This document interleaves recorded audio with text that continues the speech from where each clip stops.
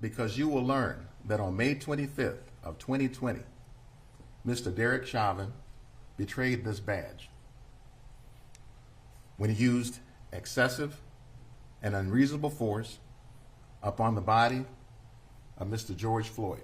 Opening statements in the highly anticipated murder trial of Derek Chauvin, the ex-Minneapolis police officer accused of killing George Floyd last May, began Monday with the prosecution laying out what it alleges Chauvin, who is white, did for over 9 minutes as Floyd, a black man, lay on the ground, handcuffed.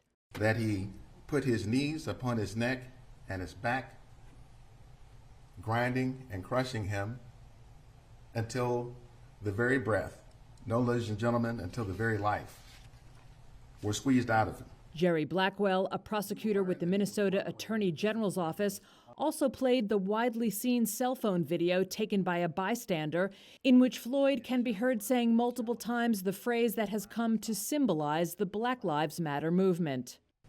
I can't breathe. Chauvin, wearing a gray suit and, like others in the courtroom, a face mask, took pages of notes on a legal pad as the dying moans of Floyd and the yelling of horrified bystanders filled the courtroom. Chauvin's lead defense attorney, Eric Nelson, said in his opening statement that the former officer followed his police training. The use of force is not attractive, but it is a necessary component of policing. Chauvin and 3 other officers were arresting Floyd on suspicion of passing a fake $20 bill at a grocery store nearby. Nelson also used his opening statement to highlight Floyd's drug use and underlying health problems.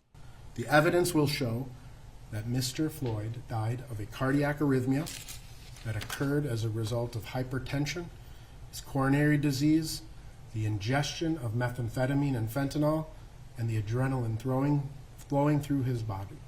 The courtroom in a tower in downtown Minneapolis was ringed Monday with concrete barriers, barbed wire, and soldiers from the state's National Guard. Nearby businesses were closed and windows boarded up due to fears of arson and other property damage that occurred after Floyd's death. The Minneapolis Police Department fired Chauvin and 3 other officers involved in Floyd's arrest.